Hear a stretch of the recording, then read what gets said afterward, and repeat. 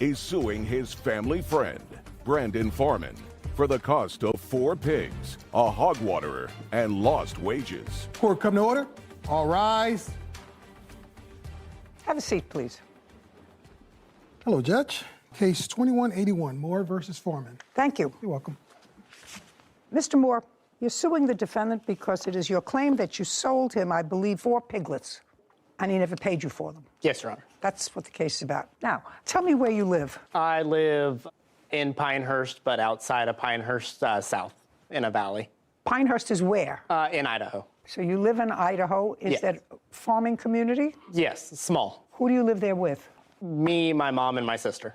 You have a farm? Yes. How many acres? Right now, 5, yes. We're working on buying land next to us. But right now you have 5 acres. Tell me Yes. what you raise. Right now, we raise cows, pigs, and goats. You own that property? Yes, Your Honor. How long have you owned that property and raised those farm animals?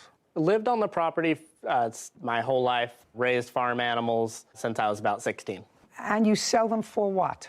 I mainly do meat animals, so when it comes to beef, cattle, pigs, meat, goats. But you sell them on their own hoofs. Yes, yep, on the hoof, not by meat. And what do you do, Mr. Foreman? An underground shift supervisor, What is that? underground miner. Do you live close by to Mr. Moore? Live a couple miles above him, How long have you lived there?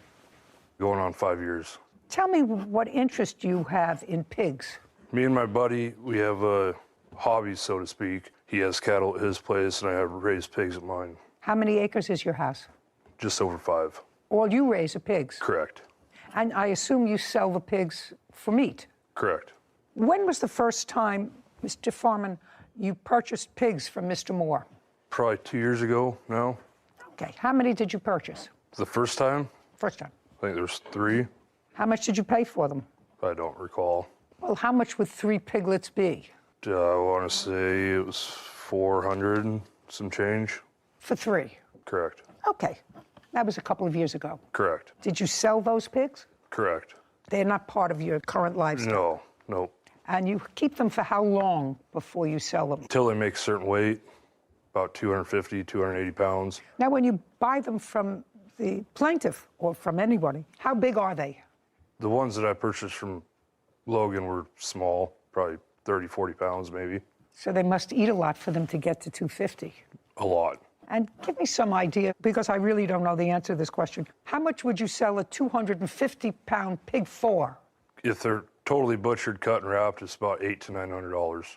If I'm doing the cutting and wrapping, And if you're not? then I sell it for hanging weight. So whatever the animal weighs after it's butchered out, then we set a price for that. Usually $3.50 to $4 a pound. You pay about $125 for them. You feed. Sir, I'm a television personality. I don't know about people driving down the street to pick up metal. I've never had somebody drive down the street and say, I'm looking for metal. They don't even come down my street and ask if I want sharp knives.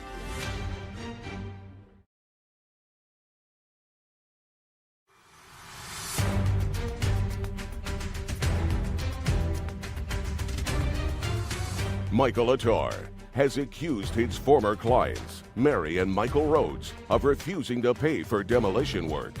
Mary and Michael claim he never finished the job and stole their property. Now, what did you rent? A skip loader. That's different from a bobcat. Yes, that's correct. Smaller, I would say bigger. bigger. And do you remember how much it cost you? Did you rent it from Home Depot? No. It's from a local rental yard. I think it was, All the equipment we in Ontario. $1,300. Yeah, Find it. yeah. Find the bill. They didn't print it, so now I gotta. How many days did you have it, Mr. Rhodes? 4.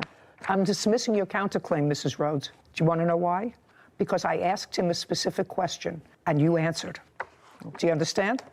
Do you understand? That part of your counterclaim, because you don't have it, you can't find it. So far, you owe him $4,500. Not $8,600, but $4,500. Now, do you have any proof that Mr. Attar or someone from his team stole copper piping or whatever piping that you claim was missing? Do you have any proof that either Mr. Attar or anyone under his authority took property from you? Yes, we have text messages back and forth. Okay, I'll read them.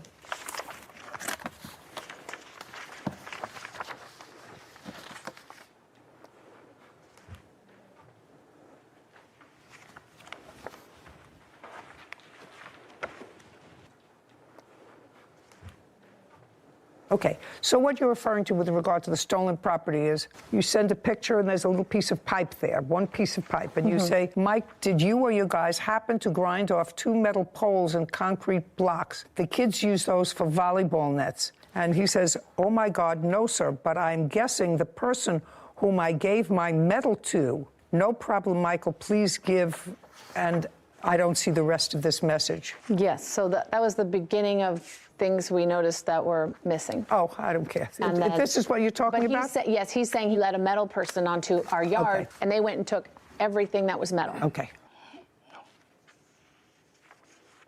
Okay, now, Mr. Attar, Yes, Your Honor. I want you to tell me about the missing metal on this property. She was standing right there, and there was a metal guy that drive down the street. And you know how they pick up metal? No, I don't know that, sir. There's people I'm a that drive down the television street with pickup personality. trucks. I don't know about people driving down the street to pick up metal. I've never had somebody drive down the street and say, I'm looking for metal. They don't even come down my street and ask if I want sharp knives.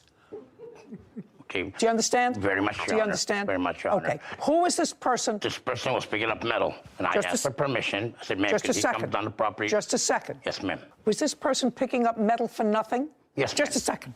Yeah. No. You're a business guy. Mr. Attar, somebody drives down the street and says, you know, I see you doing construction. Is there any metal around here that you want me to dispose of? Yes, ma'am. They do a lot. Yes. And then they look around. This is what you tell them. They look around Yes. and they take the metal for nothing. Yes, ma'am. This would be cheaper for me instead of load it on my trailer and take it to the recycling metal yard. to So recycle it. what metal did they take, sir? I assume Everything you watched. that I gave him. What was did you right give there. them? Nobody went up there and cut no poles, ma'am. Well, they sent you a picture of a pole, sir, and in response to the picture of the pole, you said, oh, my God, I'm guessing the person whom I gave my medal to. I'm guessing. No problem. And then you say later, tell me what it is, and I will either look high and low to get it back or replace it. That's what you say. Yes, I offered to replace it. That's what you say. I offered to Okay, replace it. now, next question. I need an itemized list and what the value was of the metal taken.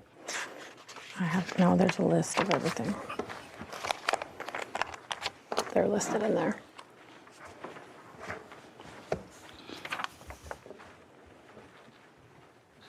What is this? Those are all the damages, but the metal is listed in there separately of the items that are missing. No, it isn't. This is a whole bunch of other things that you prepared for but this case. It's in there They could- underneath. There's the horse feeder. Part of the corral was cut Well, off. this is something that you wrote yourself. Yes, you This said an isn't itemized this isn't list.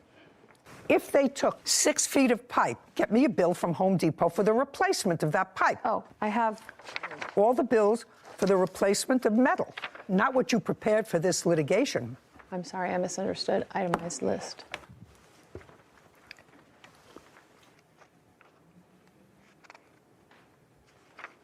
Did you take down a horse corral? No, Your Honor, I did not take no horse corral. I have nothing Horse to corral, do. is that metal or is it? It's made out of galvanized metal, yeah. They cut pieces off of that were sticking up to take to recycle, I guess. Just a second. Was there a 4-sided horse corral? Yes. That looked like this, Yes. that they took down? They cut pieces that were sticking up above the horse corral, attached to the horse corral. You're being petty. You're being petty. $306 Ram's price, galvanized wall-mounted horse feeder. Did you take a horse feeder? No, Your Honor, I got no. Yo, Mr. Attar, $4,500. Judgment for the plaintiff. Counterclaims dismissed. We're finished. This court is adjourned. Well, his equipment broke, and he wanted us to rent the equipment for him. Equipment died because things breaks down. And then the next day, he calls and says he can't finish it. At that moment, I didn't have a credit card to my name. And that's the honest truth. So we pretty much figured that was job abandonment at that point. I'm going to have a written contract in the future. Don't hire Always him. hire a professional. I could not believe that your first question to him when he said that he'd been working as a contractor for 14 years was, and you've been working all 14 of those years unlicensed? Oh, yeah. I was waiting for the Yeah. question. I was Yeah. waiting at the edge of my Different seat, and it minds. never came. Different minds. Yeah. Should have slipped me a note. I should have. You should have slipped me a note. No, that actually didn't cross my mind, but that's a good question. Yeah, oral contracts and no license. No license, but there's no question. He did the work. Yeah, no, I agree. He did the work, and they were really dickering over who was going to absorb the cost of this second Bobcat that they had to get, which was really ridiculous. If they had another contractor who came and completed the job. You would have awarded that. I would have deducted it from the $4,500 that they owed him. But absent that, the fact that he rented some sort of piece of equipment and came and cleaned up the property was not important to me, and the rest of their case was nonsense. Next time, they won't employ somebody for $11,000 from a card from your windshield. At Home Depot. From Anywhere. wherever, and not say, okay, listen, maybe I'll give him a shot. Give me 3 of your last references to call. It's a good lesson to people out there, I don't understand that. Frank Automitis is suing his wife's boyfriend, Willie Albrecht, for filing a false police report and harassment. Court come to order. All rise. Have a seat, please. Case number 2068, Automatis versus Albrecht. Thank you. You're welcome. Mr. Albrecht, I'm going to start with you, sir. Yes, ma'am. You are the current live-in boyfriend of the plaintiff's ex-wife? Soon to be. Of the plaintiff's wife. Correct. Mr. Adamus's complaint is that as a result of you making a call to the police, he was defamed when you said that he was trespassing. It was a false call to the police, and he wants to be compensated to the tune of $2,500. That's what the case is about. So in order to make this whole thing in context that I understand, how long have you been living with Mrs. Adamus? Since June of 21. How long do you know her? Since January of 21. Have you ever been married? Yes, I have. When and for how long? Previously to April of this year, I was married for 15 years. So you were married when you moved in with Mrs. Adamus? Yeah. Legally? Legally. Did you own your own home? I did. With your then wife? Correct. Did she stay in the house? She did. Does she have a boyfriend? Yes, she does. Do you like him? No, I do not. Does he live in the house? Not at this time. Did he ever? Yes, he did. And you didn't like it? No, I did not. So I want you to understand that there is maybe a reason why the plaintiff resents you living in a house that he owns with his still wife, and you're living there. Do you understand? I do. Because you sort of have the same situation. You're kindred spirits. Just a minute. Actually, you're kindred spirits. Except my 15-year-old son also lives with this young man. So who cares? Oh. Well, that's all right. But you understand why he might be annoyed. I do, but... Okay. So now, understanding all that, I want you to tell me, because I'm not totally sympathetic with you, sir, because if you and your wife are divorcing, you're entitled to move on with your life, and so is she entitled to move on with your life. Where do you live? You live in an apartment? I live in a condominium. Okay. How long have you lived in the condo? I've lived when we separated March of 2021. And who do you live with? I currently live with my... No. Who do you live with is the question. My older son. And how old is he? 19. And how many bedrooms are in the condo? 2. And what about you? Have a girlfriend? Yes, I do. Ever stay over? My house? No. Do you ever stay at her house? No. Does she live with her children? Yes. And is she divorced? Yes. And she stayed in the house? Yes. You see how all these things go? It's just, as the world turns, it's just what happens. Been there. Understand it all. Can either make it hard or difficult. Who pays the mortgage on the house? Paid off. Okay. So you have one teenage child, your wife has the other. Yes. And how close is the judgment to divorce to being finalized? Not close. Not close. Is that for financial reasons or custody reasons? Financial.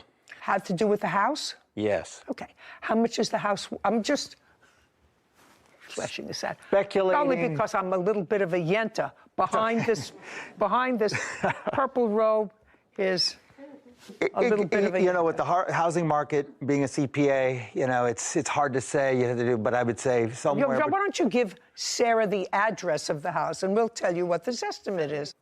California. While she's looking that up, tell me when you and your wife purchased it. 2006, August of 2006. And during the course of the marriage, were you employed all the time? 100%. And what about your wife? 100%. So you were both employed and both contributed to the house. Fair statement? Yes. Great. Okay. It's 4 bedrooms, 2.5 baths. The estimate is $552,000. And just for my own curiosity, what's the rub about the house? The rub Come about on, come on, it's simple. The It's rub about the simple. house is she's now went in and spent an ungodly amount of money on fixer-upper after I moved out and went into massive amount of debt. The house was fully paid off, and she's now in massive debt. She's put in fixer-upper. No, don't look at her. Okay, that's look what at me. Okay, so she's fixed up the house after you moved out. Correct. And? It's not a problem. Just a second. So what's the problem? There is no problem with the house, meaning that we're still debating who's actually going to end up with the house. We haven't decided. Well, whoever wants to be in the house buys the other one out. Exactly. For $260,000. Correct. Okay? It would seem to me that would be easy. I think so. Okay. Now that I've satisfied the yenta in me, I'm getting back to the case. All right. You called the police. This incident, according to what I read, Mr. Adamus, happened on November 5th. Correct. You went to the house to pick up your son. Correct. Okay. Was that a meeting that had been arranged before? I have visitation every 2 weeks. Every 2 weeks when? Every other weekend.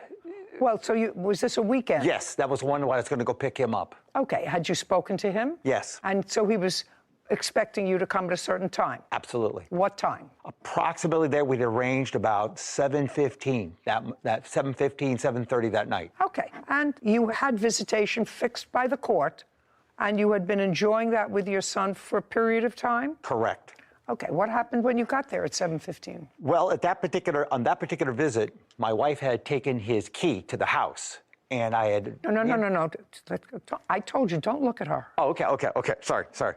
Oh, okay. I'm getting sympathetic with her. I just want you to know that. Okay. 7:15, you went to pick up your son, and you were annoyed because your wife had taken your son's key away from him. Correct. And you thought your son should have his key because he was 15. Yes. And? So at that particular time, I No, don't look down. Okay, look at me. I went into the house. I'd never been in that house since I moved out, and so I wanted... How did you get into the house? The door was open. Okay, the door isn't wide open. You mean it was unlocked? Unlocked. Okay, so let's not say the door was open. Okay, the door unlocked. was unlocked. Correct. Door was unlocked. You don't live there anymore. You live in a condo. Correct. Okay, did you ring the bell? No. Knock at the door? Yes. Nobody, but there's a Nobody bell. answered. There's a bell. There was a bell. There's a bell. Yes. Didn't ring the bell. Open the door. Now, open the door. Yes. Your house, I own half of it. I'm going to ask my wife a question. Yes. Keep going. Walked into the house. At that particular time, she is sitting there with my son. At that particular time, I asked her to get a copy of the key, and we became into an argument. She didn't want me to have a copy of the key. And I tried to explain to her, without a copy of the key, he can't get in the house. If I drop him off at odd hours, then you don't have to be home. So then she got upset. At that point, then I never met Mr. Albrecht before this time. He comes storming down the stairs. Mr. Albrecht is then, I think Mr. Albrecht's coming to beat me up. He is storming down the stairs. I've since learned that Mr. Albrecht... Just stop. Okay. Just pay careful attention to me. So far, you're in the wrong. Okay. Now, let me just tell you. Okay. So far, from a legal perspective... Right. And a common sense perspective... Okay. You're in the wrong. I'll explain why in a second. So I walk into that house. We got past that. Okay. We got past that. So now you want a copy of the key, and For she my says son. no. I don't care if you want to give it to your parakeet. Okay. You're not entitled to a copy of the key. Okay. Let's start right there. Okay. And let's start with my first point is if you're going there to pick up your son for a prearranged visit, Yes. you don't walk into the house. You have a 15-year-old son. A 15-year-old son has a phone. I tried to call him, yes. Oh, you tried to call him. What happened? He said he was there, he said... Be very careful what you say to me. Okay, he You was called there. your son. And I called my son, be ready to go. He said, okay, I'm ready to go. That was at about 7 o'clock. Yes, approximately. What do you mean, yes, approximately? Yeah, I was probably on my way to pick him up. And so when I come up there, I call him on the phone. Okay, he's ready to go. Yes, are you ready to go? Okay, so Be you ready. walked in. Okay. You had no right to enter the house. Did not know that. Well, you had no right to enter the house. You knew that your wife changed the locks. I did not know at that time she had changed the lock because the door was open. I had not been No. Listen to me. You went there because, Mr. Adonis, you have to be a two-process thinker, sir, before you give me a lot of baloney. You knew that your old key didn't open the house. Otherwise, you would have said your mother took them. She told you she was crying because she went over there to swim, and Mr. Martin said you can only have one person swim with you. Which is totally out of character. The children swim together all the time. You mean at Mr. Martin's pool? At Mr. Martin's pool, and if they need another adult. Just a second. I go. So they swim all the time in Mr. Martin's pool, so you wanted to know what happened on this occasion when he said only one person can swim. Yes. And you said it in just the same kind of conversational tone that I'm talking in, is my question. I was very calm at the beginning, yes. Oh, okay. And so you said to him what happened, and what did he say to you? I don't remember exactly. It was to the effect of his son was going to watch them, and he could only have one child in the pool. Right, that he wanted his son to have responsibility of only watching one other child other than his sister. Correct. Right, well, that sounds reasonable. And that's fine. Just a second. So how did it escalate? He said, I only wanted one child in here. My son's going to watch the kids. We have to go back to work. And that should have been it. Why wasn't it? I don't know. So I walked back out and looked at the Pathfinder, and that's what I discovered, the scratch across the back. Bright white, so that indicates it's fresh. I told her while she was standing there, you're going to jail, I'm gonna call the police. Okay, now I'd like to see the video.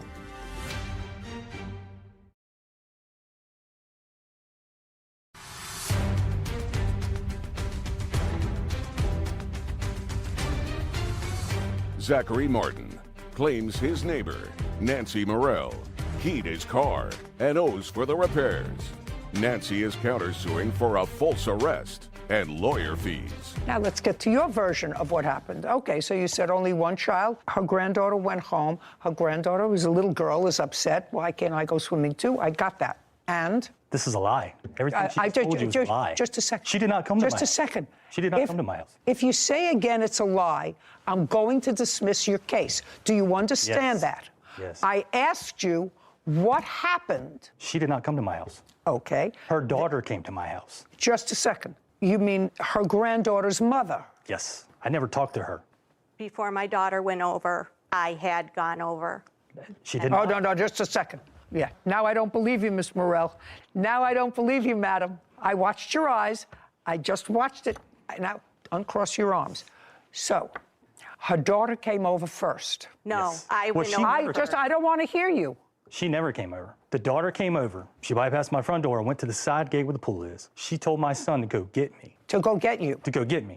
I came out and she called me a jerk. You should let her swim in the pool. Blah. I just told my daughter, look, you can have one friend because your brother's watching you. It's not fair for him now to watch 3 kids. Just 2, that's all. I told her, I said, look, I don't know what you're talking about. I said she could have one friend and that's it. She proceeded to call me a jerk. She said some other choice words I'm not going to repeat, in which case I did cuss her out and told her to get off my property and not to come back again, anybody in her family, or I would file trespass charges. Okay, and that was on the Sunday before Labor Day? Yes, ma'am. And when did this incident happen with your car? January 22nd. After that incident on Labor Day weekend, did you have any other contact with the defendant? Yes. When? I think it was right after Jillian's birthday on November the 21st. I think it was like a week, like December the 1st, I think. And this is really sick, but it got to the situation where she would watch my kid. And every time my kid would go to Aubrey's house or Patrick's house, she would take toys, she would unpack her stuff. And I told her, I said, look, you can't play with her. So they would wait 10 or 15 minutes till she got unpacked and get all comfortable, having a good time. She would send her granddaughter over there. She had to pack her stuff up and come home. She would come home crying many times. So then it got to the point where Patrick, he would come over to our house. He'd be over to our house all the time. They would get on trampoline, play video games, blah, blah, blah. So I was doing something one day, and then the camera went off, and I give me a look at my iPad. Here comes Nancy up my driveway. She knocks on the door, and she says, can we play? And I said, no, you can't play. Get off of my property. File trespass charges if you come back. That was, the last time I interacted with her. Until she keyed the video. Well, it's not my job to be judgmental in a social way, but I have to tell you, I would have handled it a little differently with her. She wasn't the one who behaved badly. I wouldn't visit her daughter's bad behavior on an 8-year-old. You know, there are kids who live right around the corner from each other, and it seems to me that the bad behavior of a parent or a grandparent shouldn't impact on a child. The granddaughter is a nice little girl. Well, I mean, if you say so. I mean... Is she? Well, she spread rumors about my daughter and said that, you know, she told Aubrey that my daughter stole some of her toys, and that was a lie. Okay. All right, well, it sort of started to get nasty. Now let's get back to the keying of the car. So that happened in January. So tell me about the January incident. Okay, so she got up January 22nd. It's a Saturday. She decided to walk her dog. She's walked her dog. Go over there. Show me what you saw. Okay. So she decided to walk her dog, and so she walks up the sidewalk. Well, you didn't see that. No, not right here. No, you didn't see that. When she gets about right here, which is Patrick's house, the mailbox is right here, you can see in the video. That's when the cameras detect motion. That's when I get the alert. So I see her walking the dog, and she's walked her dog past my house many times, but never gotten that close to my vehicle. So immediately I thought something. Where was your car? My car is parked right here. In the driveway? Yes, ma'am. So she walks the dogs, and she is right beside the view. I mean, you can see in the video, you can see her right hand go up. So I immediately run out of the house. I have a truck parked right here. I looked at my truck. I thought maybe she did something to the truck. I looked at it, didn't see anything. I went back outside, and I said, well, wait a minute, let me go back outside and look at the Pathfinder. So I walked back out and looked at the Pathfinder, and that's what I discovered, the scratch across the back. It's bright white, so that indicates it's fresh. I told her while she was standing there, you're going to jail. I'm going to call the police. Okay, step back. When you said to her, you're going to jail, I'm going to call the police, did she respond? I don't think so, no. Okay, now I'd like to see the video. Okay. You can see as her hand goes up right there.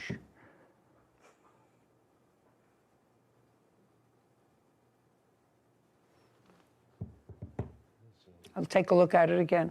Is there any reason that you stopped behind his car? Is there any reason? Stopped to sniff, I stopped with him. You see her right hand right there. I'm moving my arm as I walk. Yes, and that's where the scratch is. Okay, can I take a look at the photographs of the scratch, please?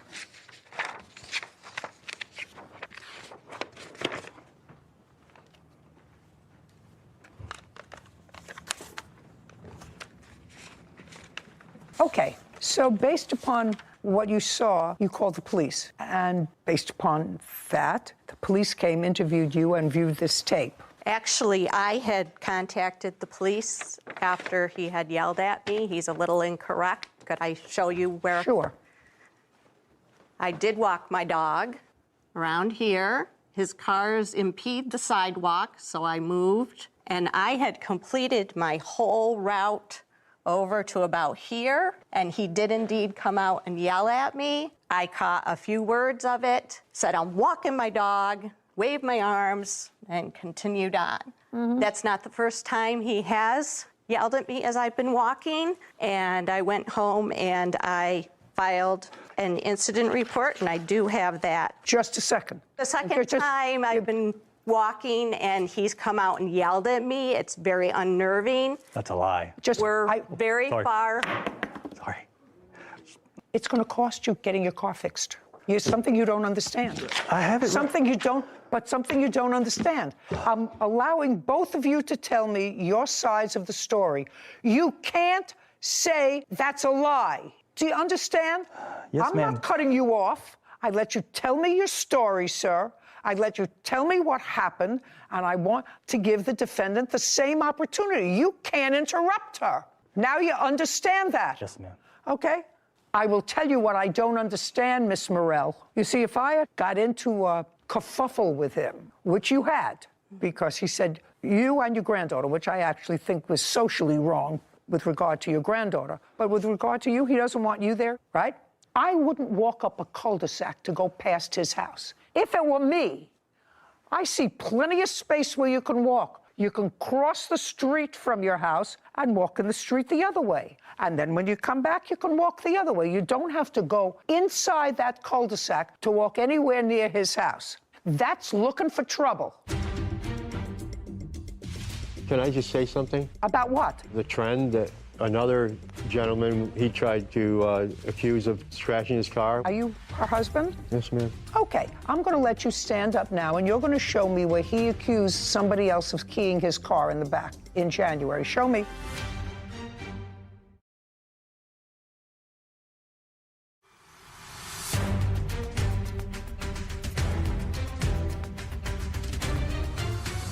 Zachary Martin is accusing his neighbor, Nancy Morrell, of keying his car. Nancy is countersuing for a false arrest and lawyer fees. So you have a counterclaim, and your counterclaim is for false arrest. He didn't arrest you. The police arrested you. And the police arrested you based upon what they believed, after looking at that video, was probable cause that a crime was committed and probable cause to believe you participated in the commission of that crime, which is vandalism. He didn't make a citizen's arrest. The police made an arrest. And not only did they make an arrest, but they were serious enough to have you get a lawyer.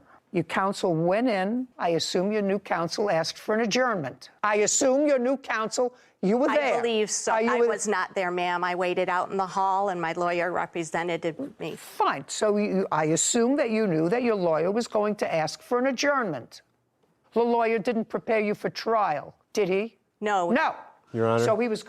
I'm not listening to you. As a witness, can I just say something? About what? The trend that another gentleman, he tried to accuse of scratching his car. We have evidence of that. Just a second. That I'll listen to in a minute. Okay. The second time your case was on, did you go into court or did you wait outside? I waited outside. Then if you waited outside, you knew again your lawyer was going to ask for an adjournment.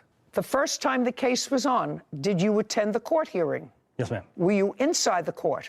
Yes, ma'am. She was not there. She was outside. Yes, ma'am. The second time when the case was adjourned, were you in court? Yes, ma'am. Was she there? Yes, ma'am. Outside or inside? She was outside. Did her lawyer ask for an adjournment? Continuance. A continuance? Yes, ma'am. Same thing? Yes, ma'am. Did it happen more than twice? Yes. On the third time you went to court, did you go to court? Yes, ma'am. Was she in court? Yes, ma'am. Inside or outside? She was outside, and what happened, I had sold the house, and we moved an hour away. Just a second. You were there? Yes, ma'am. Okay. Now, I'm going to let you stand up now, and you're going to show me where he accused somebody else of keying his car in the back in January. Show me. No.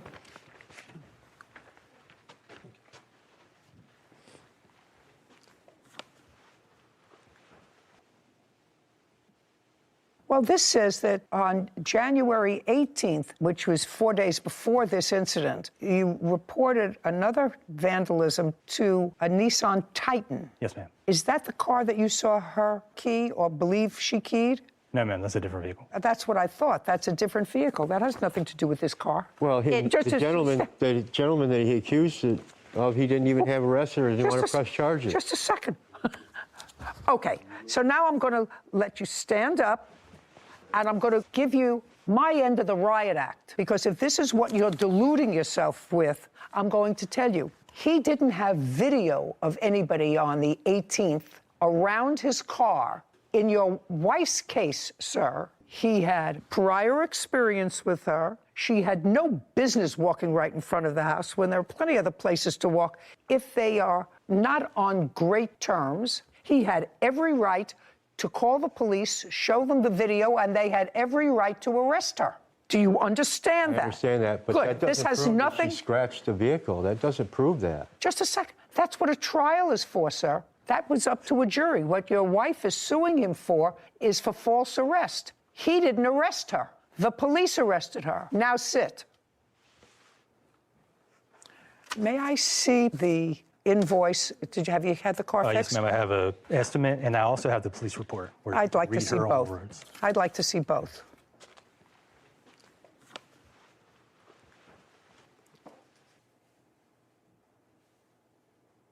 So the police officer indicated that after you were told about what the officer saw on the video, you've decided to make no more statements about the incident, and you were placed under arrest for malicious damage. The officer also reported that the scratch on the back of the car was fresh because there were fresh paint chips on the street that were red paint chips. There's a red car that came off that car, which demonstrates to the eyes of any layperson that since there's traffic back and forth there, if there are fresh scratches and fresh paint, it means it just happened. So your counterclaim for false arrest and anything attendant thereto is dismissed. I did not do it, Your Honor. Right, okay, maybe. The case was dismissed. That doesn't mean you're entitled to money from him.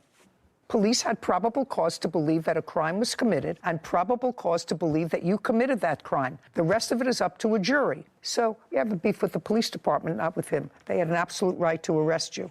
I'm not giving you $2,500 for this scratch, sir. Get it out of your mind. Do you understand? Why not? It's not a $2,500 scratch. I mean, that's an estimate from a $500. Judgment for the plaintiff. We're done. This court is adjourned.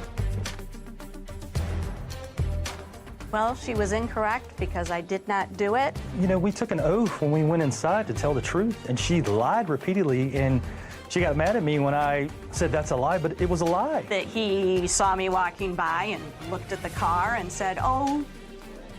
The next day I called the police to see what happened, and they informed me they arrested her. I thought they were there because I had called about him harassing me, and then all of a sudden they just said, you scratched his car. And I said, no, I didn't. I think she should have stayed in jail longer. They placed me in custody. The lady does nothing but lie. She's a liar. It was horrible. I actually thought his behavior when the defendant brought her granddaughter over subsequently and said, can't she play? Because evidently there are 2 or 3 kids who live close by and they always played together. All of a sudden, the granddaughter is excluded from that play. There's a certain amount, as a parent, he should have had some sense of that and said, well, of course they can play, but your daughter owes me an apology. You know, if you're behaving like an adult, your daughter owes me an apology. I tried to do a responsible thing. I didn't want to let my son watch more than one stranger child in a pool, which is absolutely smart because, God forbid, something happened to one of those children, they would certainly turn around and sue him. Yeah. So he did the responsible thing. Was it hurtful to the other child? Yes. According to him, his daughter was playing at Patrick's house. She came over and said, you can't come, because they're little children. They don't understand. You can't come. Only one person can come. But you're a grown-up. So understand how that could be hurtful to an 8-year-old. Anyway, I think that they both behaved badly, and he's very smart to have moved out of that. Out of the cul-de-sac, out of the neighborhood. Yeah, could you understand why she would walk her dog there? Yeah, I agreed with you that if you've already had even just a hint of distaste with any of your neighbors, I just walk on the other side of the street, just avoid it. And this seems like a perfectly avoidable house in the cul-de-sac. You actually have to go into his loop in order to make the loop. So I don't know. I think both sides questionable, but I'm glad that he got something that you were willing to give him for his car. Yeah, get your car fixed reasonably. And the police absolutely had a right to arrest her. Yeah. There was a complaint. They looked at the complaint. They saw the damage. They saw it was fresh. They saw her right there on the video. They had a history of bad feelings between them. They had an absolute right to arrest her. Yeah. Too bad.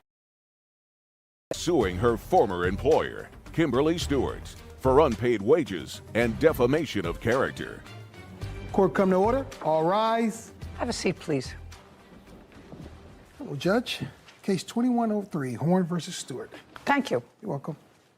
Ms. Horn, it is your allegation that the defendant, for whom you worked for a relatively short period of time, owes you some wages. Yes, ma'am. And in addition to owing you wages, you are suing her because you claim she defamed you by calling you a drug addict. And she went to my board telling them that I did other acts. Well, you can't tell me what she told anybody else because that's hearsay. Could I give you the evidence? No, you have to wait until I'm finished. Okay. That's your claim, that she owes you money for wages that you weren't compensated for and that she defamed you. The defendant says that you were an hourly employee. You were, in fact, paid for the hours that you worked. I assume that you are claiming that she paid for the hours that she worked. She has a counterclaim, and her counterclaim is that after you separated, parted company, you posted some very damaging and defamatory comments on the internet about her organization. So why don't we start with you, Ms. Stewart, and tell me what kind of an organization you have. Your Honor, what we do is that we provide opportunities for people who have substance abuse, behavioral health, who may need education services such as getting their GED. We do skills training. We have employers that will staff them as well. And we also provide substance abuse and behavioral health services. Is it a 501c3 organization? No, we are a for-profit company as a corporation. And how many employees do you have? We currently have 7 employees. And when did Ms. Horn come to work for you, and what was she hired to do? She was hired as the clinical director, and she started on July 21st, 2022. Okay, before I go to Ms. Horn, I want you to tell me what special training did you have, or is it required to have? You're the director of this? I'm the VP of operations. Okay. Is there any special training that you had? Besides having the master's in accounting, I have my own accounting firm.